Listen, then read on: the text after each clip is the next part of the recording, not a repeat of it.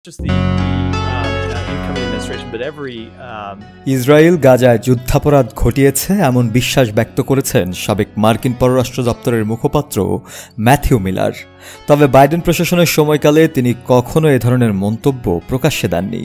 British গণমাধ্যম sky নিউজকে দেয়া এক সাক্ষাৎকারে মিলার বলেন, এটি নিঃসন্দেহে সত্য, ইসরায়েল যুদ্ধাপরাধ করেছে। তিনি আরও বলেন, যখন আপনি বক্তৃতার মঞ্চে থাকবেন তখন ব্যক্তিগত মত প্রকাশের সুযোগ থাকবে না, বরং আপনি যুক্তরাষ্ট্র সরকারের নীতিমালা ও অবস্থান তুলে ধরতে পারেন। এর পেছনে মিলার যুক্তি দিয়েছেন যে তিনি তখন যুক্তরাষ্ট্রের পররাষ্ট্র দপ্তরের আনুষ্ঠানিক প্রতিনিধি হিসেবে দায়িত্ব পালন করছিলেন, যেখানে নিজস্ব মতামতের কোনো জায়গা ছিল না। নেদারল্যান্ডসের দৈনিক এনআরসি এর এক অনুসন্ধান বলছে, বিশ্বের অনেক শীর্ষ গণহত্যা বিশেষজ্ঞরা মনে করেন গাজা ইসরায়েলের কর্মকাণ্ড গণহত্যার পর্যায়ে পড়েছে। যদিও মিলার নিজে গণহত্যা শব্দটি ব্যবহার করতে অস্বীকৃতি জানিয়েছেন। তিনি বলেন, যুদ্ধাপরাধের বিষয়টি এখন আর প্রশ্ন নয়, বরং এটি নিশ্চিত। মিলার আরও বলেন, প্রায় সব ধরনের সংঘাতে, এমনকি গণতান্ত্রিক রাষ্ট্রগুলোর সামরিক বাহিনীর মধ্যেও কিছু সদস্য যুদ্ধাপরাধ করে থাকে।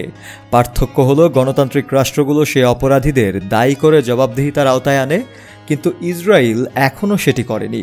তার মতে ইসরায়েলে বহু সেনা সদস্য যুদ্ধাপরাধ করেছে, কিন্তু সরকার তার সম্পূর্ণ দায় বহন করেনি। মিলারের এই মন্তব্য এসেছে এমন এক সময় যখন ইসরায়েল গাজায় অন্তত 54,000 ফিলিস্তিনিকে হত্যা করেছে, যাদের মধ্যে বেশিরভাগই নারী ও শিশু। বর্তমানে গাজার 20 লাখ মানুষের বিশাল অংশ ক্ষুধার সঙ্গে লড়ছে এবং ঘরবাড়ি ছেড়ে চলে যেতে বাধ্য হয়েছে। বাইডেন প্রশাসন কখনো ইসরায়েলকে যুদ্ধাপরাধের জন্য অভিযুক্ত করেনি। মিলারও যখন মুখপাত্র ছিলেন তখন বারবার ইসরায়েলের পক্ষে অবস্থান নিয়েছিলেন এবং জাতিসংঘ ও আন্তর্জাতিক অপরাধ আদালতের অভিযোগগুলো খণ্ডন করেছিলেন। এমনকি মানবাধিকার সংগঠনগুলোর অভিযোগকে তিনি বিরোধিতামূলক ও ইহুদি বিদ্বেষী আখ্যাও দিয়েছিলেন।